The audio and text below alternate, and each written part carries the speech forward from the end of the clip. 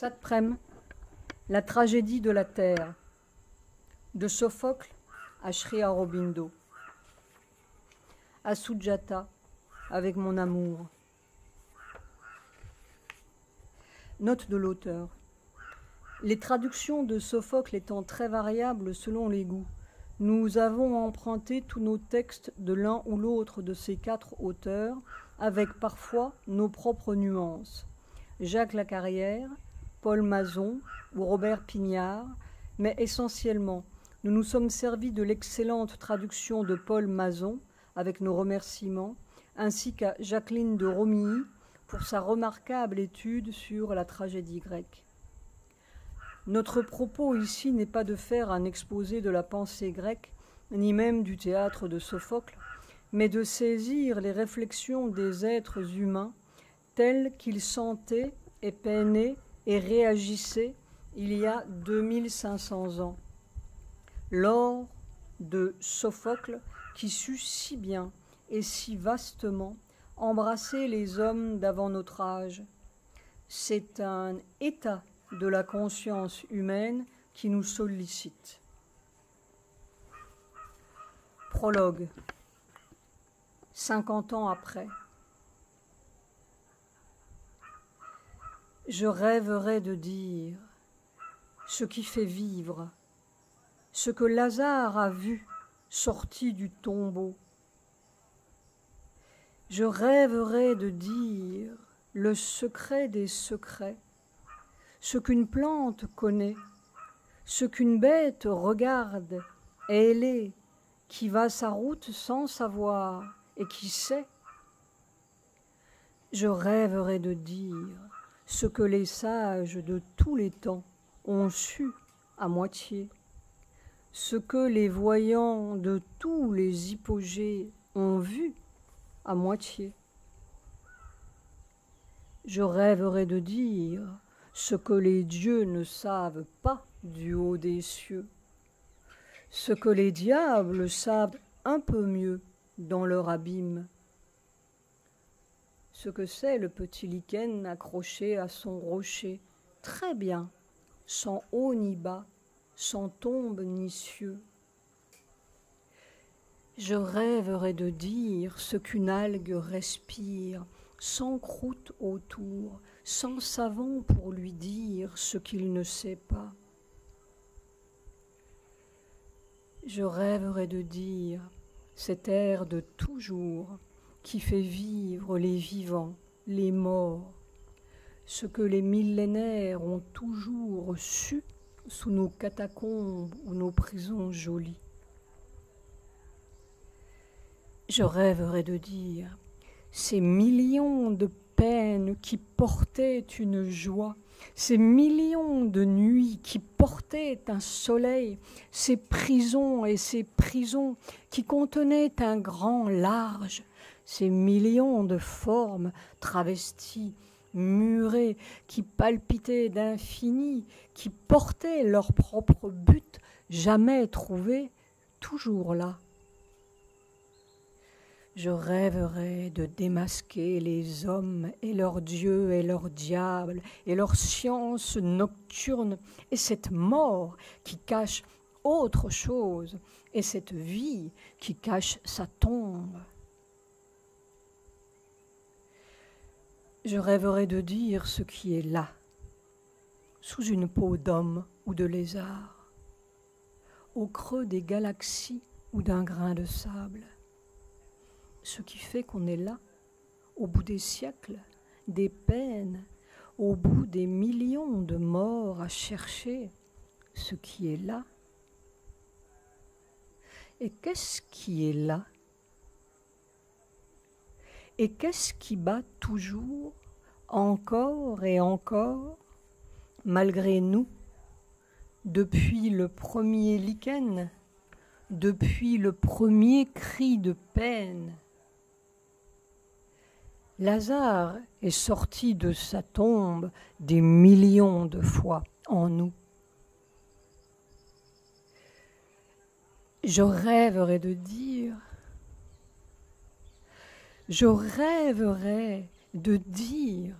ce que tu sais, sans savoir. 15 novembre 1943, 11 novembre 1993. Ces petits bouts de souffle nous étaient venus comme cela, pour célébrer les jours de notre mort, qui furent le commencement de notre vie. Car tel est le destin, avec un grand D. Il n'était pas destiné à ce livre, encore inconçu, mais ils en étaient peut-être le prologue. Oi, oi, ô 20 cadavres. Sophocle, Électre. Chapitre 1. La tragédie de la terre. Même Homère plaçait le destin, des majuscules, au-dessus des dieux. Sri Aurobindo place l'immortel dans l'homme, au-dessus des dieux et du destin. Par un tournant un peu brutal, nous pouvons débarquer dans le XXe siècle et entendre encore la voix de Sri Aurobindo, simple, tranquille comme les siècles qui regardent. Les machines sont nécessaires à l'humanité moderne en raison de notre incurable barbarie.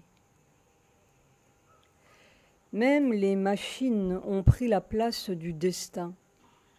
Ou peut-être sont-elles le destin, masquées, et sans doute ont-elles pris la place de l'homme pour mieux faire éclater les petits barbares que nous sommes, repus de science et de religion, comme si ces 4,5 milliards d'années de peine et de trituration et de convulsion n'avaient servi qu'à produire un primate prétentieux, religieux et scientifique, ou dévergondé, comme l'on veut, un non-homme, ou un homme pas encore, et pas encore maître de son destin.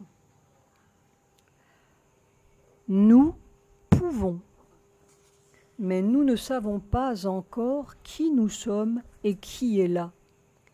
C'est pourquoi nous sommes les esclaves de forces gigantesques et cruelles, et nous ne pouvons que la mort et la destruction et les 1000 remèdes, entre guillemets, et les 1000 artifices de notre impuissance. Nous pouvons. C'est le cœur constant de cette grande tragédie épique qui est Savitri, qui est toute l'œuvre de Sri Aurobindo, toute la vie de Sri Aurobindo, même sur la mort. Et parce que nous n'avons pas résolu cette énigme, qui date de quelques milliards d'années avant le Sphinx, nous n'avons rien résolu de notre vie et de notre terre. La mort est juste, la douleur est juste, nos destructions sont justes et, pourrait-on dire, l'injustice est juste, parce qu'elles détruisent ce que nous ne sommes pas et qu'elles veulent nous obliger, par le feu et le fouet et la foudre, à trouver qui nous sommes et ce que nous pouvons au bout de ces milliers d'années de barbarie préparatoire. Toi, ô Zeus, ô Père, s'écriait Simonide de Céos au VIe siècle avant notre jeune ère, change notre destin. Mais si ma prière est trop osée et s'éloigne de ce qui est juste, pardonne-moi. Sri Aurobindo a osé. Depuis 20 siècles, qui songe à prier même de changer le destin? Nous changeons seulement de vêtements et de colifichets, et quelquefois de religion, tout en passant d'une guerre à l'autre. Et le destin, Qu'est-ce que c'est? On meurt et on recommence, c'est entendu, en mieux paraît-il. Mais depuis le temps des cavernes, ce mieux-là ne s'est pas amélioré. À coups de massue ou de bombe, nous sommes les mêmes barbares, impuissants et d'autant plus ignorants que nous croyons savoir. Que pouvons-nous? C'est la question même que nous pose le destin, que nous posent toutes ces milliards d'années d'évolution. C'est la question même de la Terre, cette petite bille qui tournoie dans un espace aussi vide que nos cœurs. Peut-être avait-elle tournoyé assez pour produire un Socrate qui pose enfin la question, et un poète du massacre des Thermopyles qui pousse ce cri à Zeus pour changer le destin. Et depuis 25 siècles, diable, où en sommes-nous avec nos divers sauveurs qui n'ont rien sauvé? Nous améliorons les gènes et les chromosomes, paraît-il. Pour produire quoi? De prochains morts sous les mêmes étoiles. Et nous croyons entendre le cœur d'Antigone. Il remonte loin les mots que je vois sous le toit des hommes, toujours après les morts, s'abattre sur les vivants, sans qu'aucun père jamais délivre les enfants. Et demain comme hier, et toujours, prévaudra cette loi. Nul mortel n'atteint l'extrême du bonheur qu'il ne touche à sa perte. Note de bas de page concernant le vers 2, sous le toit des hommes. Nous nous sommes permis de changer sous le toit des Labdacides la famille d'Antigone en ce toit de la famille humaine. Rien ne sera changé, ni le monde, ni les étoiles, tant que la mort ne sera pas changée. On ne peut pas changer la vie, notre vie, sans changer la mort. C'est cela le destin. Notre destin est celui de la terre. Sinon, nous changeons seulement de petits vêtements, également fanatiques et également cruels, jusqu'à ce que nous ayons trouvé ce pourquoi on est là, sur cette terre et non dans les cieux. Depuis une première petite cellule d'une première petite algue du Groenland, il y a 3 milliards d'années. Car le destin commence là.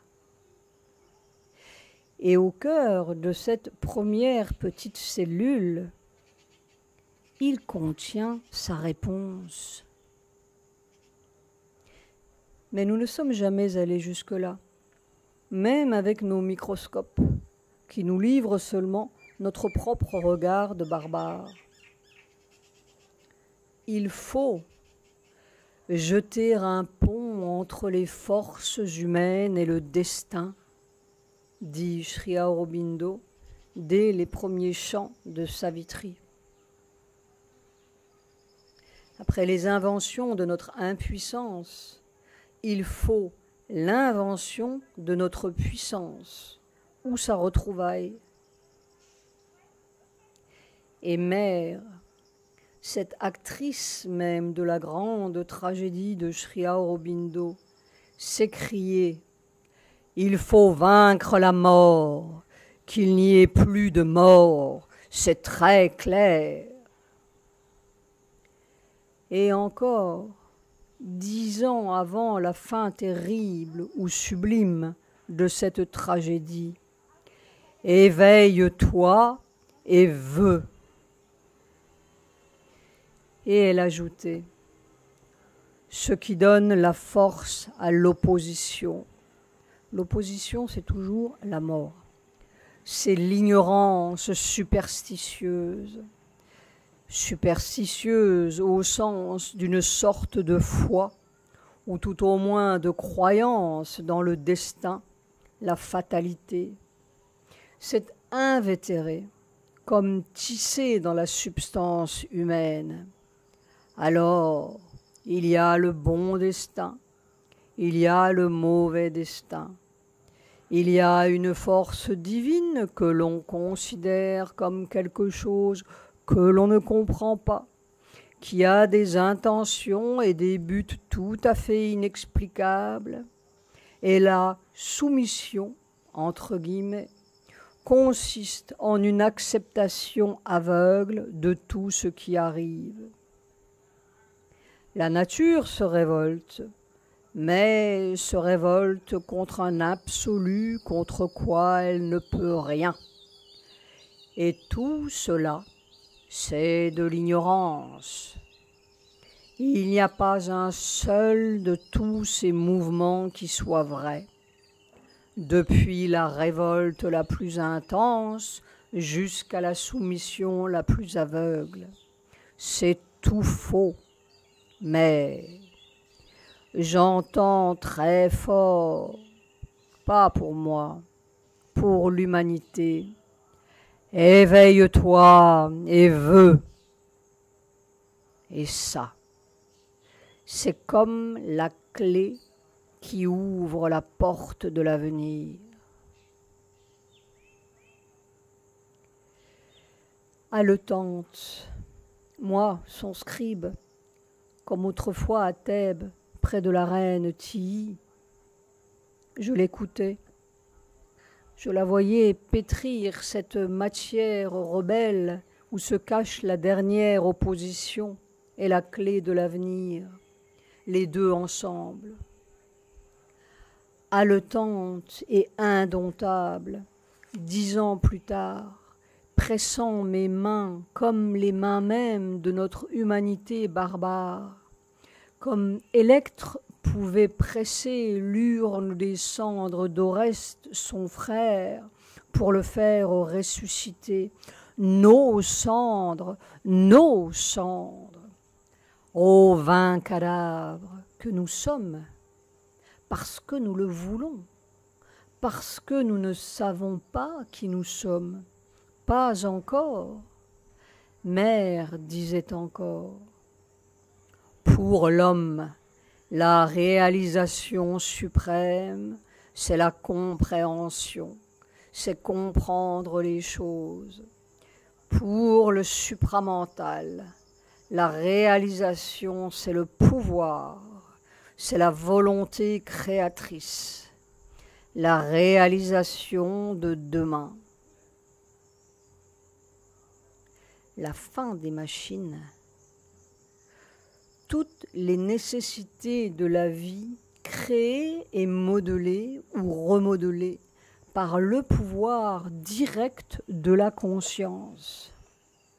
Mais attention, cette conscience-là, inconnue, n'est pas là-haut dans un super intellect.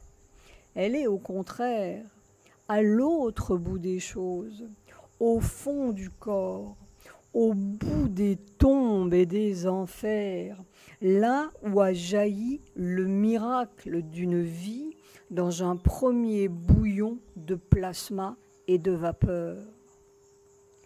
Et le premier miracle contient son ultime miracle. Difficile. Je l'écoutais.